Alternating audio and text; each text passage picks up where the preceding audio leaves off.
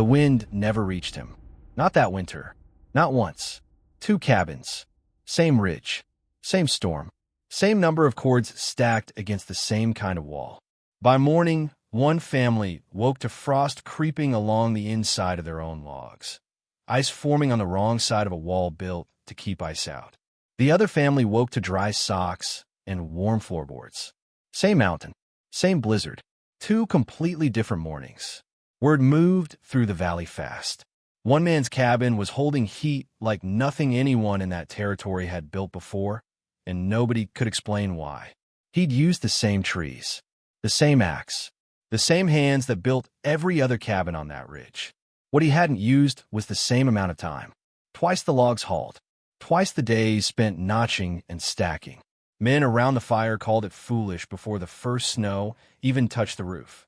A whole season of extra labor for what looked from the outside like exactly the same cabin everyone else already had. They weren't wrong about the work. They were wrong about almost everything else. Something was happening inside those walls that no one in that valley had ever stopped to look for. Not on the hearth. Not in the size of the wood pile. Somewhere most builders never thought to check at all. This is the story of a frontier winter that nearly broke an entire valley, and the one cabin built the wrong way that didn't break with it. By the end, you'll understand exactly why a structure mocked as wasteful in October was the only one still warm in February, and why the real secret wasn't in what he added to that wall. It was in what he left empty. If you're watching this from somewhere cold tonight, tell me where in the comments.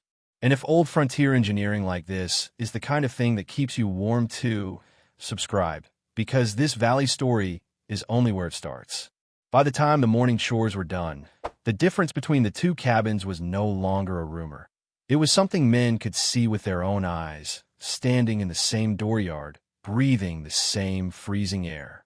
At the Caldwell place, the inside of the north wall wore a skin of frost an inch thick in places, the kind that forms when warm breath and cold logs meet all night with nothing standing between them. The fire had burned through nearly half a core by sunrise, and still the floor near the door stayed cold enough to bite through wool socks. A half-mile up the same draw, smoke rose steady and thin from a chimney that had used barely a third of that. Inside, the air sat warm enough that a man could work in his shirt sleeves before noon. No fog on the inside of the glass. No frost climbing the corners, no draft slipping under the door each time the wind shifted off the ridge. Same storm, same elevation, same kind of pine logs cut from the same stand of timber the autumn before.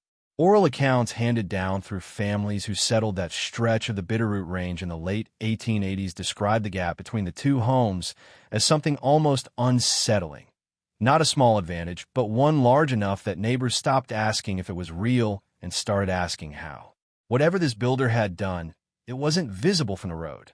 The cabin looked from 50 feet away almost exactly like every other notch log structure scattered across that valley. Same roof line, same stone chimney, same low door built to keep heat from escaping every time it opened. The difference had to be somewhere else, somewhere inside the wall itself, in a decision most builders never thought twice about. And the man who made that decision had not explained himself to anyone, not before he built it, and, according to the accounts that survived him, not for a long while after. This valley sat at roughly 4,800 feet, far enough into Montana territory that the nearest trading post was the better part of 2 days away by wagon, weather permitting, which it rarely did between November and March. A bad decision about how to build a winter shelter here wasn't an inconvenience. It was the difference between a hard season and a fatal one. That context matters because what this builder chose to do wasn't a small tweak. It was a decision that cost him an entire extra season of labor for a result nobody in that valley had ever seen attempted, and one that, by every account, very nearly didn't survive the doubt of his own neighbors before it ever got the chance to survive the cold. The Bitterroot Range does not ease people into winter. It arrives almost all at once. And locals who lived through those decades describe the shift less as a season change than as a kind of test. By late October, the high passes east of the valley were already choked with snow 8 to 15 feet deep in drifted sections, sealing off the wagon trail that connected homesteaders to the near settlement. From that point until the spring thaw, typically late March or early April, every family in that stretch of the valley was effectively on its own. No doctor within reach, no mill running, no way to resupply lumber, nails, or manufactured insulation because there wasn't any to be had out here in the first place. Temperatures in a hard stretch could fall to 20 or 30 degrees below 0 Fahrenheit overnight. With wind coming down off the ridgeline at speeds locals remembered as strong enough to flatten a man's coat against his back and strip heat through any gap in a wall thinner than a finger's width. Every cabin built in that valley faced the same arithmetic: a fixed, finite wood pile, a fixed number of daylight hours to cut and haul more of it, and a wall standing between a family and a cold that could kill a person who simply fell asleep in the wrong spot on the wrong night. Most settlers solved this with familiar tools: thick stone chimneys, low ceilings to keep warm air close to the floor, banking snow against the outer walls as crude insulation, hanging hides or woven blankets over doorways to slow drafts. These were proven techniques, many of them adapted from building knowledge that indigenous peoples of the Northern Rockies had refined over generations of living through these same winters. Knowledge that homesteaders, often without fully crediting its origin, leaned on heavily to survive their first hard seasons. But proven did not mean sufficient. Even with every standard trick applied, a single-wall log cabin in this valley still lost heat constantly. Through the wood grain itself, through gaps between logs that no amount of chinking fully sealed, through the simple physics of warm air pressing against a cold surface and losing its energy to it, hour after hour, all night long. Families compensated by burning more wood. Always more wood. A typical household here might work through 4 to 6 cords across a single winter, each cord representing roughly a full day's labor to cut, split, and haul. It was against this backdrop, punishing cold, total isolation, and a fuel supply that had to be earned one swing of the axe at a time, that one homesteader decided the standard wall simply wasn't good enough, and that the extra labor required to build something stranger was worth the risk.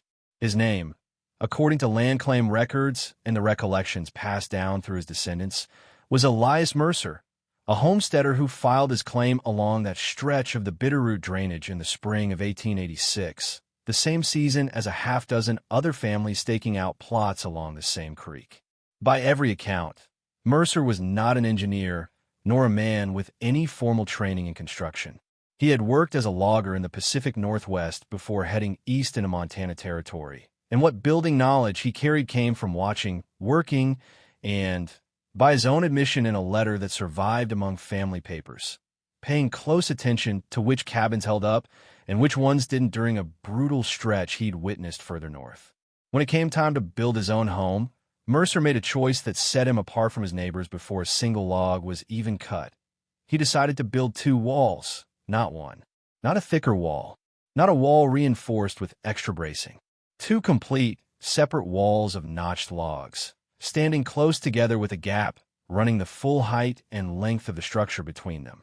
This meant doubling almost every part of the labor that went into raising a cabin. Twice the trees to fell and trim. Twice the notching, a slow and exacting process even for an experienced builder, where each log had to be cut to interlock precisely with the one beneath it. Twice the hauling, made worse by the fact that his claim sat nearly a mile from the nearest stand of timber large enough to provide straight, mature logs. Oral accounts suggest the work stretched his build well past the typical 4 to 6 week window most neighbors needed to raise a livable single-wall cabin before the first snow. Mercer's place reportedly took closer to 3 months, pushing his family's move-in date dangerously close to the start of winter itself. He did not, by most accounts, explain his reasoning to the men who stopped by to watch him work. Whether that silence came from confidence, stubbornness, or simply the practical fact that he was too busy notching logs to engage in debate, the result was the same. A valley full of neighbors watching a man pour an entire extra season of labor into something that, from where they stood, looked indistinguishable from what they had already built. A cabin is a cabin, after all, until in this case it wasn't. What few of his neighbors noticed, distracted as they were by the sheer slowness of the build, was how carefully Mercer chose his timber for each wall. Descendant accounts describe him sorting logs by density and dryness, setting aside the straightest, tightest-grained pine for the inner wall and using slightly rougher, less uniform logs for the outer one. At the time, this looked like simple practicality, a logger's habit of using his best material where it would be seen. In hindsight, it suggests a man already thinking about how each wall would behave differently once winter arrived. Word of Mercer's build spread along the creek long before the second wall was finished, and not in the way a man hopes word of his work will spread. Henry Caldwell, whose own cabin sat the closest to Mercer's claim and would later become the very structure used for comparison once the season turned, was reportedly among the most vocal skeptics. Family recollections describe him remarking, more than once within earshot of other settlers, that Mercer was building 2 cabins to live in one, a line that apparently circulated through the small community for years afterward, long after anyone was still laughing at it. The criticism wasn't baseless cruelty. By the practical standards of frontier construction in the 1880s, Mercer's approach genuinely did look wasteful. Timber was not free. It cost labor, time, and risk, given how often men were injured felling and hauling logs in rough terrain. A settler who spent an extra 2 months building a wall that, from the outside, kept his cabin looking exactly like everyone else's was spending resources that could have gone toward a root cellar, a second outbuilding, fencing for livestock, or simply more daylight hours spent securing food before the passes closed. There was also a social cost to standing apart in a community this small and this dependent on mutual aid. Homesteading in an isolated valley required neighbors who trusted each other's judgment, men who might need to borrow tools, share labor during a barn raising, or rely on one another in an emergency with no doctor for 2 days' travel. A reputation for doing things strangely, for reasons a man wouldn't even explain, carried real weight in a community like that. Mercer reportedly weathered the talk without much response. One family account, passed down and likely softened by retelling over the decades, has him replying to Caldwell's comment with little more than, "Ask me again in February." It was, depending on how the story is told, either remarkably calm or remarkably stubborn. Either way, it left the question hanging over the entire valley as autumn deepened and the first hard frost began creeping down from the high passes. Would the strange double-walled cabin be worth the price Mercer had paid to build it, or would it simply be remembered as the slowest, most wasteful build the valley had ever seen? Even Mercer's wife, by one surviving account, asked him privately whether the extra months of labor had been worth delaying their move indoors. His answer, as the story has been retold across generations, was short. He simply said he would rather be warm and laughed than comfortable and cold. Nobody in that community, including quite possibly Mercer himself, yet understood exactly how large that answer would turn out to be. To understand why Mercer's wall worked, it helps to understand what a single log wall is actually doing on a cold night and where it fails. A log wall, however thick, is a single continuous path between warm air inside a cabin and freezing air outside it. Heat always moves from warm to cold, a basic principle of thermal conduction, and it will keep moving along any material that offers a route, wood included. Pine, the most common building timber in that part of Montana Territory, is a reasonably poor conductor of heat compared to stone or metal, but it is far from a perfect insulator. Across a single 8 to 10-inch log wall, heat bleeds outward steadily all night, accelerated further by any draft slipping through gaps between logs that chinking material, usually a mix of clay, moss, and grass, never fully eliminated. Mercer's second wall changed the physics of that exchange entirely, but not in the way most of his neighbors assumed.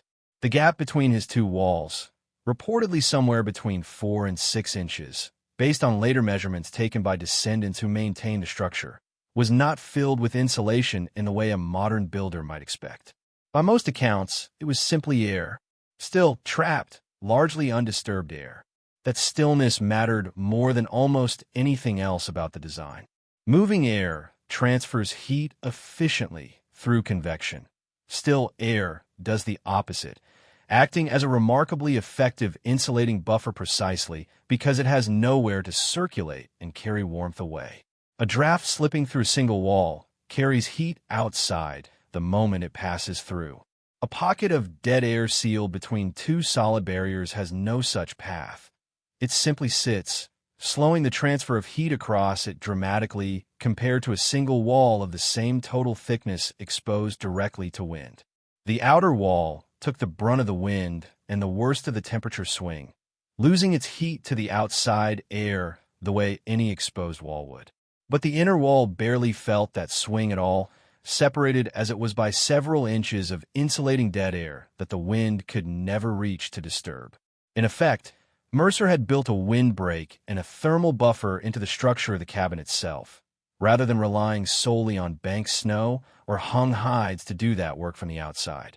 This is, in essence, the same principle behind a double-paned window or a modern insulated wall cavity, though Mercer had no access to that vocabulary, and almost certainly arrived at the idea through observation and trial rather than theory. What looked from 50 feet away like a complete waste of timber was in fact a working thermal buffer, hidden in plain sight inside a wall that nobody had thought to look inside. The break in the weather that mid-January morning didn't feel like a storm at first. It felt like a hell breath. The sky over the ridge had gone flat, bruised gray by midday, and wood smoke that normally rose straight up from every chimney in the valley started bending sideways, then nearly flat, as the wind began building out of the northwest. By evening, accounts described temperatures that had hovered in the single digits all week dropping fast, falling roughly 30 degrees in under 12 hours, a kind of front locals in that part of Montana Territory called a ridge runner, for the way it seemed to pour directly off the high passes rather than build gradually like an ordinary storm.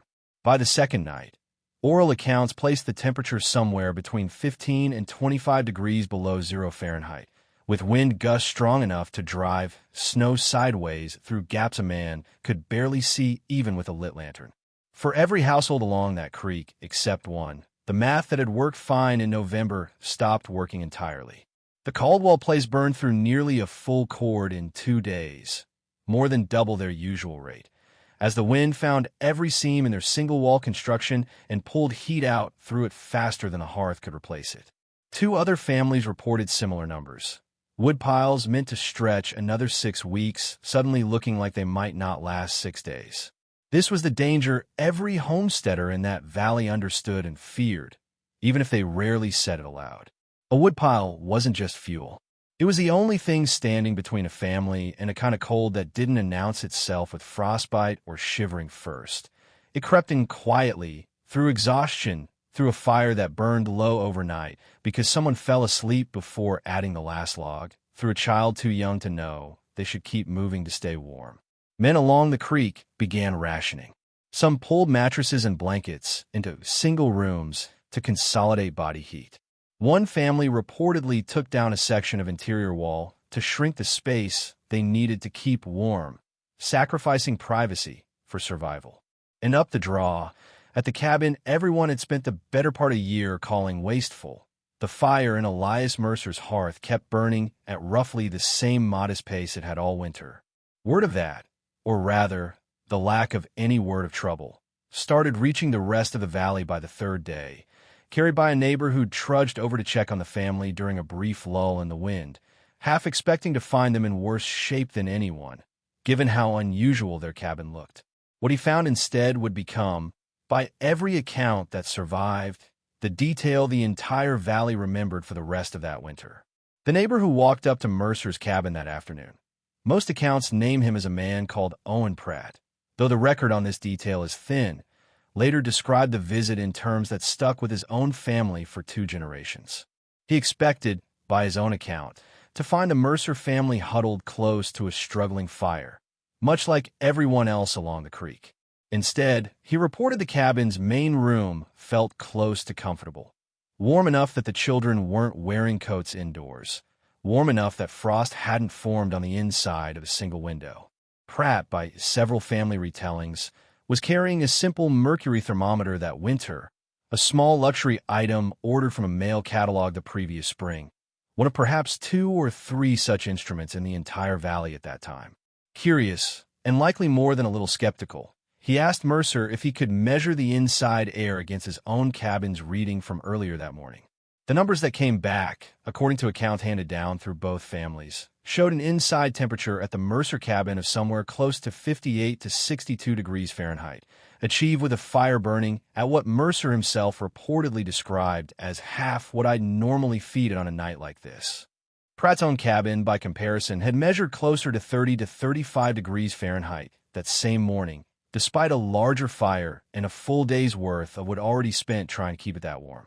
The gap between those two readings, in the roughly 25 to 30 degree Fahrenheit range, depending on which specific reading from that week is used, became the number that traveled fastest through the valley once Pratt got home and started talking. It wasn't just the temperature difference that struck people, although that alone was already hard to believe. It was the firewood. By Mercer's own estimate, shared more openly once neighbors finally started asking the right questions instead of mocking the answer, his household had used roughly 40% less wood across that same brutal stretch than families in standard single-wall cabins nearby. Not because his fire burned smaller flames, but because his walls were losing far less of that heat back outside as fast as it was made. For a valley where every cord of wood represented a full day of dangerous, exhausting labor, a 40% reduction wasn't a curiosity. It was, in the plainest terms, available to people living that close to the edge of survival. The difference between a hard winter and an easy one. The storm that had threatened to break the entire valley instead became the moment that proved, beyond any more arguing around a fire pit, exactly what Mercer's strange wall had been doing all along. The story that spread through the valley over the following days didn't arrive as a single dramatic announcement. It arrived the way most important news did in a place that size, through repeated conversations at woodpiles, doorways, and brief visits between families checking on each other after a hard freeze. By most accounts, Henry Caldwell was among the first to hear the specific numbers Pratt had measured, and among the first to walk the half-mile up the draw to see Mercer's cabin for himself rather than simply take the story secondhand. What passed between the two men during that visit was never recorded in detail, though family recollections on both sides agree that Caldwell stayed considerably longer than a typical neighborly check-in, and that he left having asked several pointed questions about exactly how the second wall had been built. There's no surviving account of a formal apology, and it's worth noting plainly that this kind of story can soften with retelling.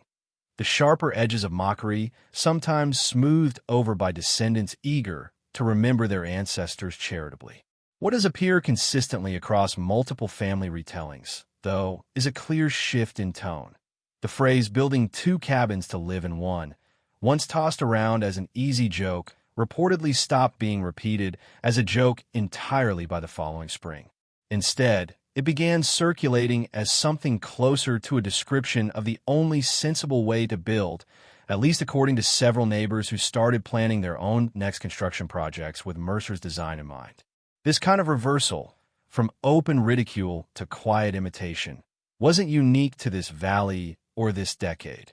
It shows up again and again across frontier oral histories whenever a settler's unconventional choice survived a hard enough test. Communities under genuine survival pressure tend to update their judgment quickly once the cost of being wrong becomes visible and personal, even when pride makes the update happen quietly rather than loudly. What made this case notable enough to survive in family memory for well over a century wasn't simply that Mercer turned out to be right. It was how completely and how publicly the test had been run. Not in a controlled setting, but in the exact same storm on the exact same night, with a neighbor holding the exact same kind of thermometer at both locations.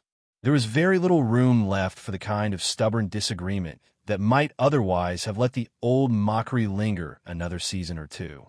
By the time the snow finally cleared from the high passes that following spring, the conversation along that creek had moved from whether Mercer's wall worked to how quickly everyone else could afford to build one of their own.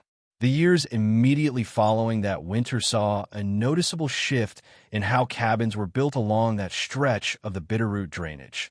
According to land records, and the building patterns later documented by regional historians studying vernacular frontier architecture in the area.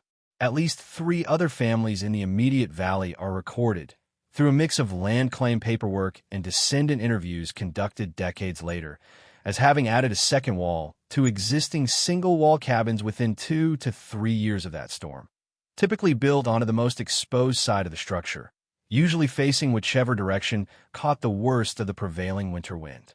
Full double-wall construction from the ground up, while more labor-intensive, also appeared in at least a handful of new builds in the area through the early 1890s. Not every detail of Mercer's original design carried forward unchanged, which is itself an interesting part of the story. Some builders narrowed the air gap to save on log requirements, while others widened it slightly after their own trial seasons, suggested a deeper gap performed even better, up to a point of diminishing returns once the gap grew wide enough that some convective movement could still occur within it. This kind of incremental, trial-and-error refinement, passed between neighbors rather than recorded in any formal builder's manual, is characteristic of how vernacular techniques typically spread and improve across frontier communities, refined collectively through lived experience rather than centralized engineering knowledge. Oral histories collected from descendants in the region describe the technique eventually becoming known locally simply as building it Mercer's way, a phrase that, according to family accounts, remained in informal use among older residents of that valley well into the 20th century, long after balloon frame construction and manufactured insulation had made the original double log technique largely obsolete for new homes. Mercer himself, by most accounts, never sought any particular credit or recognition for the design beyond what naturally came from neighbors asking him directly for advice. He continued working his claim along that creek for the rest of his life, and family records suggest he helped at least 2 younger homesteading families in the area lay out and notch their own double walls in the years that followed, passing along, in the most practical way available to him, exactly the kind of knowledge that had once made him the subject of an entire valley's doubt. It's a pattern worth sitting with for a moment. The same idea that nearly cost a man his standing in a small, interdependent community became, within a few short years, something that same community actively sought out and adopted as standard practice. Not because anyone changed their mind about Mercer personally, but because the cold itself had settled the argument far more convincingly than any conversation around a fire pit ever could have. It's tempting, looking back from a modern home with central heating, double-paned windows, and synthetic insulation rated in precise R values, to see Elias Mercer's double log wall as a quaint historical curiosity, a clever workaround for people who simply didn't have access to better materials. That framing misses something important. The core principle behind Mercer's wall, a sealed pocket of still air acting as a far more effective insulator than a single layer of solid material, regardless of how thick that material is, remains exactly the engineering logic behind double-paned windows, insulated wall cavities, and even the dead air gaps built into modern winter clothing and sleeping bags. Mercer didn't have access to thermal conductivity tables or the vocabulary of modern building science. What he had was close observation, a willingness to spend an entire extra season on an idea nobody else believed in, and enough patience to let one brutal storm settle a question that talk alone never could. There's a useful contrast buried in this story between 2 different kinds of confidence. The valley's skepticism toward Mercer wasn't irrational. It was grounded in real, hard-earned experience about what frontier construction usually required, and a justified wariness about wasting scarce resources on unproven ideas. That kind of caution kept plenty of families alive over the years. But it also nearly cost the valley the chance to adopt, years earlier, a technique that ended up saving every household that eventually built one a meaningful fraction of their yearly fuel supply, and very possibly a meaningful fraction of risk to their health during the worst stretches of winter. Modern construction, for all its real advantages, sometimes carries its own version of that same blind spot, a confidence that manufactured materials and mechanical heating systems have made the underlying physics of a building largely irrelevant, that a furnace can simply compensate for whatever a wall fails to do on its own.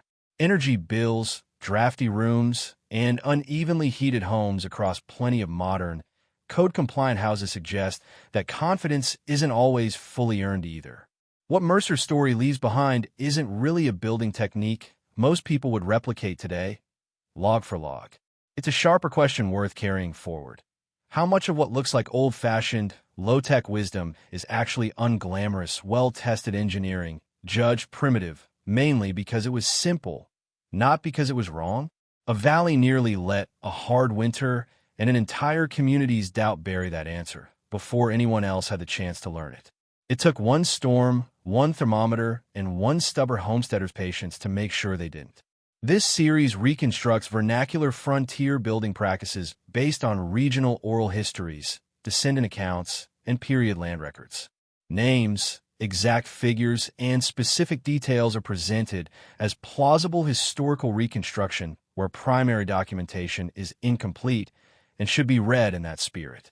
This content is educational and historical in nature and is not a substitute for professional engineering guidance or modern building codes.